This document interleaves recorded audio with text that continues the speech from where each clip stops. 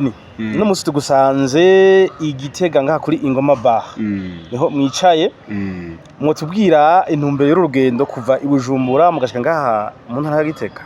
Ego intumbero yashoboye gutuma dushika hano bo cyatuzanye cyambere twatuje kugira ngo tugure ikikoresho gishasha kizoba cyiyongeye mu bikoresho bya Tarsis Hope Ministry TV. Tarsis Hope Ministry TV ni umuryango washinzwe ugamije gufasha abakene, imfubyi n'abapfakazi batagera kirengera, abana baba mwibarabara, abasangwa butaka, abarwariye mu bitaro ndetse n'imfungwa. Nawe nimba hari umusanzu wifuza gutanga, duhamagare cyangwa twandikire kuri izo nimero ziri kuri screen.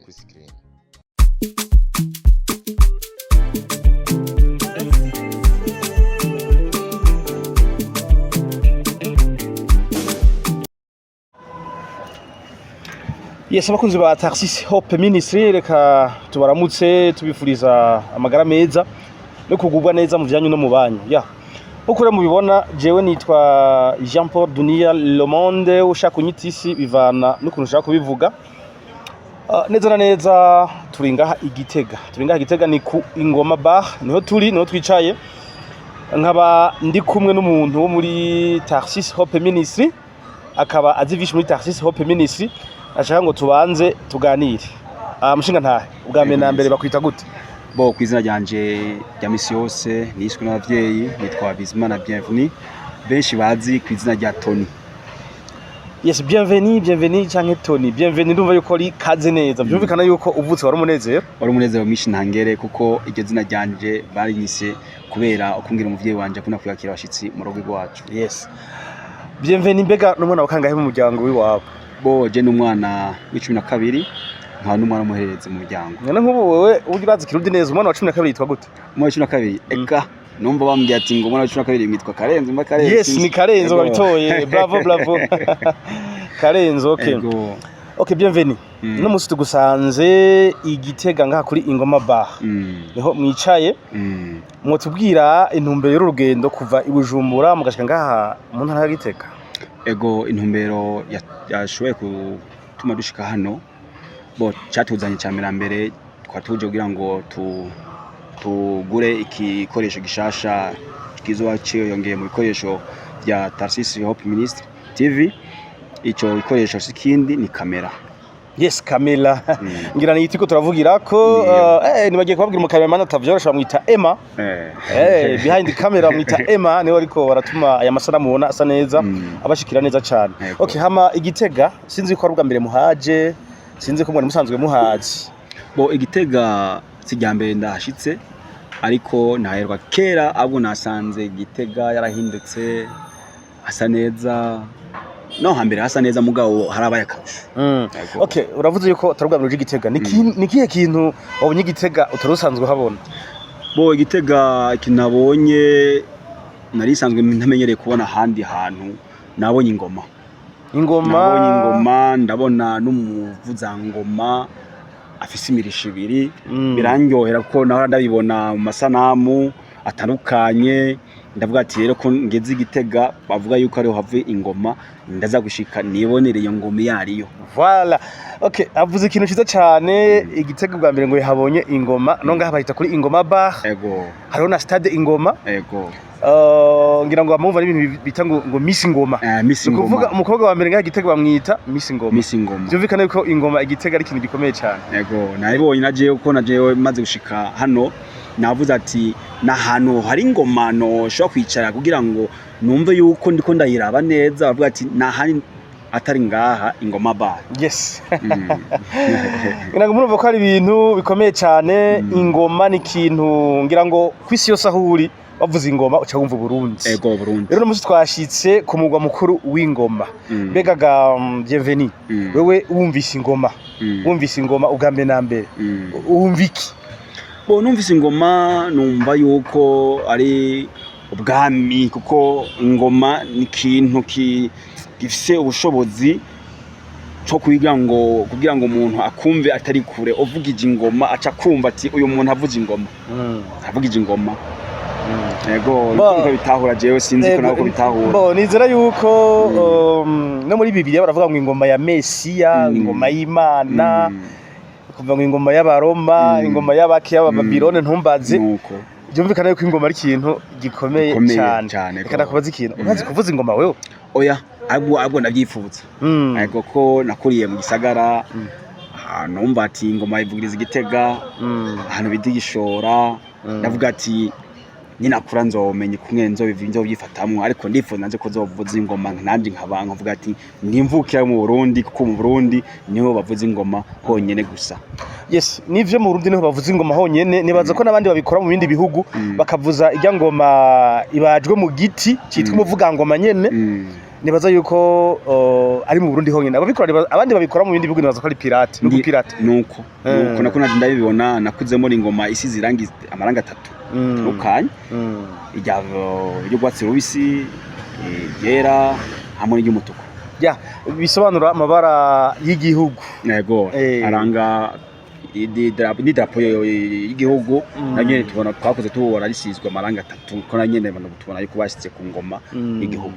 Okay, ako karagaciyemwo kwa rukubanza kuguha ikaze mu ntara nziza cyane ya Gitega uravuze ko hahindutse byinshi nivyo ntubeshe harahindutse ibintu byinshi amabarabara inyubako byinshi cyane byarahindutse rero ubwa mbere na mbere Igitega ikintu nk'ijambo wovuga kwigisaka ca Gitega ijambo dufate rya nyuma imbere yuko dutandukira ibindi bibazo ijambo rya nyuma no shikiriza ariko dukwikirana hano kuno channel ya Tarcisse Hope Ministry TV novuga yuko ikintu ca nezereje n'abasangwa baho batwakiriye neza turumva akayaga kameze neza ko mu Gitega gatandukanye hari iwacu Bujumbura ashushe nahishimiye ahubwo navuga yuko nzora ndahagendera kuko numva yuko nahindutse rero yuko nsa yasho nta yasho mfitse mugano uvuga meze neza ko Igitega abantu baho bafise akaranga k'igihugu cyacu Burundi.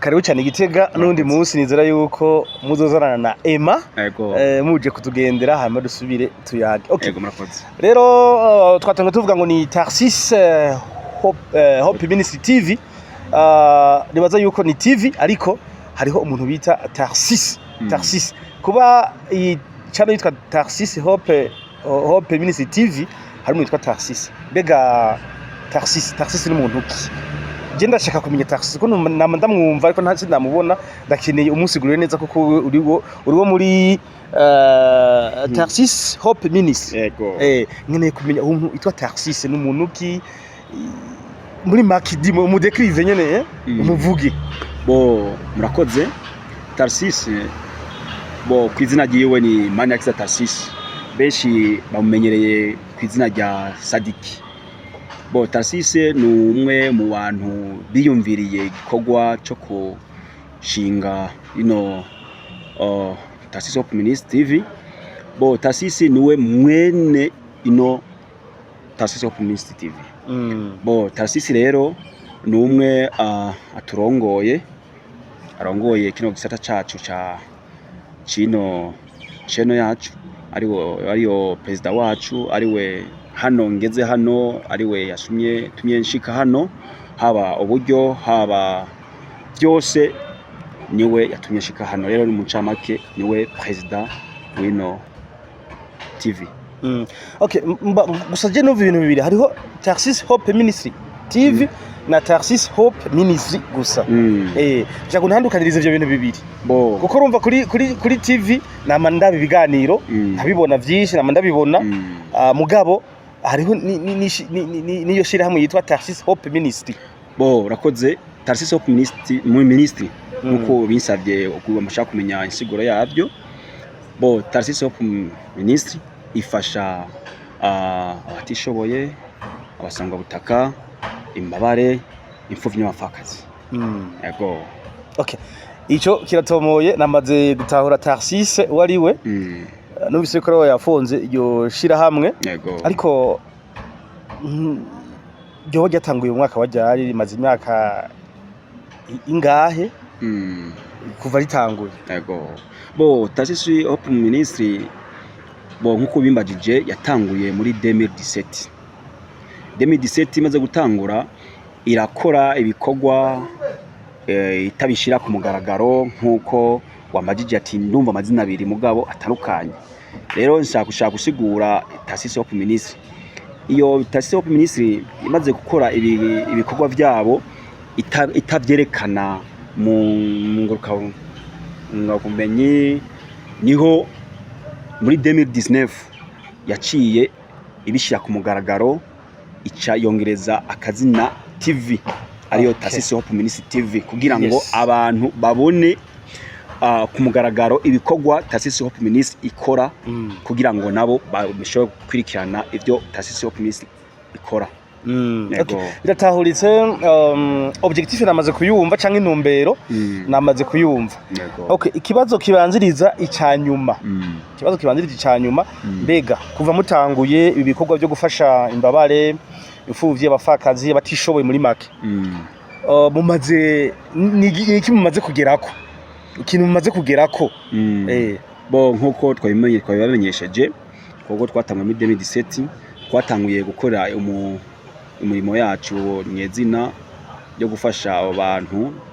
Twatanguye mu ntara ya Ngozi dutangurira ku bana bo mwibarabara, mu nyuma zaho dushika mu ntara ya Rumonge tugiye gufasha basangwa butaka. Nubu ntitwagarukiye aho, twashishikaye dukora ibikorwa bitandukanye, turafasha n'abantu Bijumbura, turafasha n'abantu bantaho nikora mu ntara zitandukanye zigize hano mu cyacu Burundi. Turanakora n'ibindi biganiro bitandukanye mu gihugu kibanyi cy'u Rwanda, nkuko abadukurikirana kuri channel yacu ya Tarsisi Hope Ministry TV bamwe bayibonye. Okay, uratubwiye ibikorwa maze gukora numva ni vyiza cyane, nivyo gutera intege. Nizera neza yuko abana bo mwibarabara, imfuvyi, abafakazi, izo mbabare, abagwaye mu bitaro, abafungwa, bose n'abantu bakeneye gufashwa kandi bakeneye ubufasha bukomeye cyane.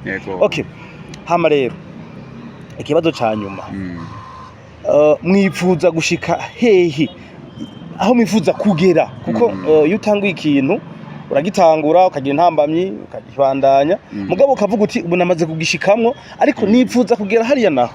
Aho mwifuza kugira? Okay, murakoze. Shoboye kwishura ku cyumba jije. Tarsisi uravuga ati jewe ndashaka gukora ikintu umutima ushaka gukora, niyo impamvu yaciye akreya kino kintu kugira ngo afashe wa mutima wiwe wo gufasha yasanzwe afise mu bihe twari twikiru mu hamwe.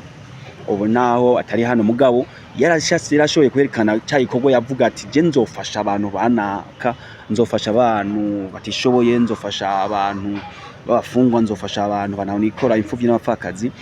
Amaze kuba abitanguye gukora, yabikoze abikora wenyene, aravuga ati sinoshishikara nkora igikorwa nk'iki jenyene, reka nkore TV kugira ngo ndondere nanje abantu bomfasha, bontera intererano bya gutyo. Ariko mukishikino saha intererano ni twebwe twaje kumufasha, tufashe mwene data ko icyo yifuza yokora. Ubu ndi hano kugira ngo tumufashe, n'abandi bari hano kugira ngo bamufashe, namwe muturaba muri hano kugira ngo mumufashe. Mu ntumbero yiwe rero ashaka ko yoteza imbere bantu bantaho nikora, bantu bo mwibarabara, bantu b'imbohe, kugira ngo bave mu maganya baje mu munezero nkuko nabandi bari mu munezero. Urakoze cyane. Reka tugushimire cyane kuganira kije kudusangiza. Murakoze. Yego, tunabifuriza n'urugendo rwiza, ngira ngo muhava musubira Bujumbu. Yego, twakurishira Bujumbura mu kanya. Yego. Okay, reka rero tubashimire cyane abakunzi ba Tarsisi Hope Ministry TV, mwese mwari mudukurikiranye. Nizera neza yuko ibiganiro ni byinshi kuri Tarsisi Hope Ministry, ibiganiro byo gufasha imfuvyi, abafakazi, abo bose b'imbabare, muze murabiraba. Hama ndabibutse abatagira subscribe muyikore kugira ngo ibiganiro ishobore kugira kure, mugira ama partage menshi, ama j'aime canke ama like, kugira ngo ibiganiro bigire kure, mutibagiye ama comment, hanyuma ibiganiro bigire kure, uzoba ufashije. Ni kuvuga ngo nimba Tarsisi Hope Ministry kirafasha imfuvyi, abafakazi, no kigeza kure, hazoba n'undi mugira neza bibona avuga ati nanjye ndakwiye gufasha muri bariya bantu. Rero ni vyiza cyane kudutera intege, mukadufasha kugeza kure ibi biganiro tubashikiriza. Reka tubashimire cyane. Jewe mwari kumwe yari Jean Paul Daniel Monde, ngira ngo n'ubwa mbere mu kwicano ariko je singira imbibe ni no limit nkuko babivuga yego rero ndabashimiye cyane naho utaha ciao bye hasta la vista.